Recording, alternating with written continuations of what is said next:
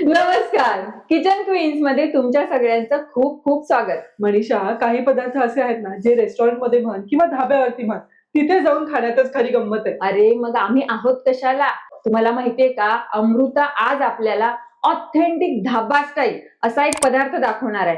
पण अमृता, जर आपल्या स्टाईलनी सांगूयात का? हो नक्की. बाबा स्टाईल लसुनी मेथी लागेल एकदम भारी. मग धाब्यावर कशाला जायचं? करायला घेऊयात ती घरच्या घरी. मनीषा, धाबा स्टाईल लसुनी मेथी बद्दल पण खूप जणांचे खूप काय म्हणतात ना गैरसमज आहे की ह्याच्यात बेसन पीठ घातलं जातं, पण ह्याच्यात बेसन पीठ घातलं जात नाही. ही करायची एक सोपी पद्धत आहे, फक्त ती समजली पाहिजे. तर त्याच्यासाठी आपल्याला काय करायचं, पहिला एका कढईमध्ये थोडंसं तेल घालतेस. अमृता, तुला सांगू का, मलाही वाटायचं की ह्याच्यात बेसन घालतात. नाही नाही, बेसन पीठ नाही घालत ह्याच्यामध्ये. बघ तेल बघ.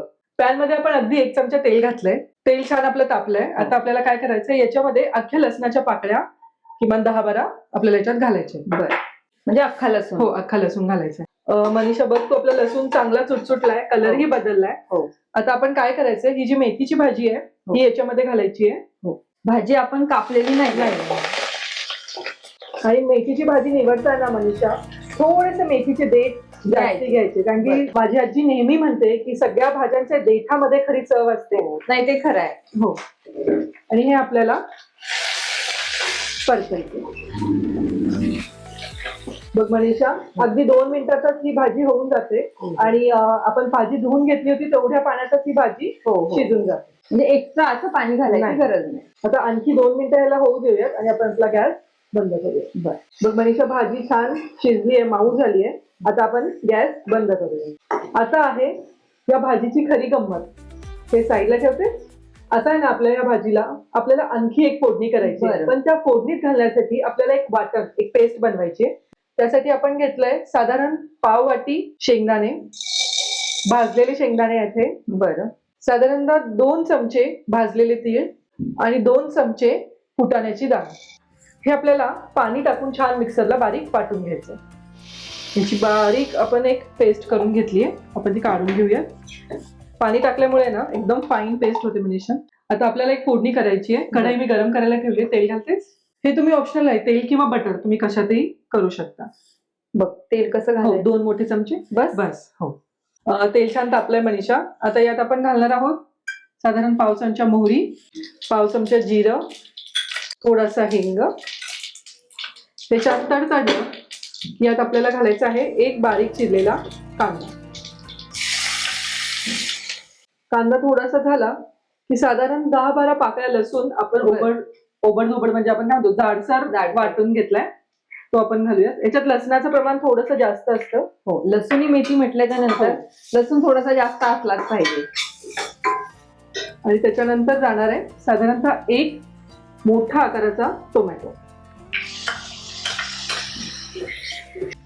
हे सगळं आपल्याला व्यवस्थित परतून घ्यायचं.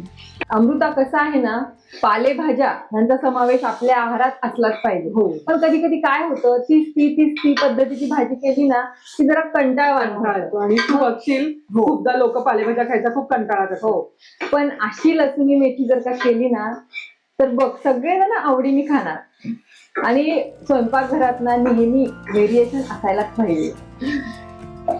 मनीषा बघ, हे थोडंसं परतलं गेलं की आपण ही जी पेस्ट ठेवली होती वाटून, ती आपल्याला याच्यामध्ये घालायची आहे. मी यालाही छान परतून घेते, म्हणजे तेल सुटेपर्यंत. शेंगदाणे आपले भाजलेले, तीळ भाजलेले, त्यामुळे जास्त वेळ लागणार नाही आपल्याला हा मसाला परतायला. बघ मनीषा, मसाला छान भाजला गेलाय आणि सगळीकडे त्याला तेल सुटलेलं आहे.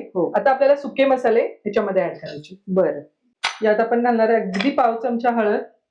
आणि मेथीला ना जास्त हळद चांगली पण नाही लागत. तिखट तुमच्या अंदाजानुसार तुम्ही घाला, जितपत तुम्हाला तिखट हवी आहे भाजी. 1 चमचा लाल तिखट, 1 चमचा धने पावडर आणि अर्धा चमचा गरम मसाला. बरं, म्हणजे अच्छा गरम मसाला ह्याच्यात जातो. हे सगळं छान मिक्स करून घ्यायचं. आता ह्या वाटणात आपल्याला थोडंसं पाणी घालायचं. बस. आता आपल्याला सगळ्यात महत्वाचा घटक घालायचे, तो म्हणजे मीठ. आपण मेथीला मीठ घातलेलं आहे का? नाही. बरं. आपण आता पूर्ण भाजीच्या हिशोबाने मीठ घालायचं. हे थोडंसं ह्याला एक उकळी आली की आपल्याला ही भाजी याच्यामध्ये घालायची. म्हणजे आपला हा सगळा मसाला छान शिजलाय, हो. तेल वर आलंय. हो. आता ही जी सुकी मेथी आपण भाजून ठेवली होती बरं. याच्यामध्ये ऍड करूया आणि हे सगळं व्यवस्थित मिक्स करू. अच्छा, असं लोकांना कन्फ्युज होतं की बेसन घातलेलं आहे.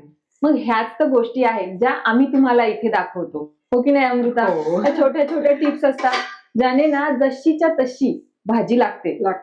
आता तू बघशील, हे जर तुम्हाला थोडंसं घट्ट वाटलं तर तुम्हाला आता शेवटी याच्यात गरम पाणी घालावं लागेल. बरं. किंवा तुम्हाला हे जर तुम्ही ह्या फॉर्म मध्ये खाऊ शकता तर तुम्ही असंही खाऊ शकता, सुक्या फॉर्म मध्ये. बर.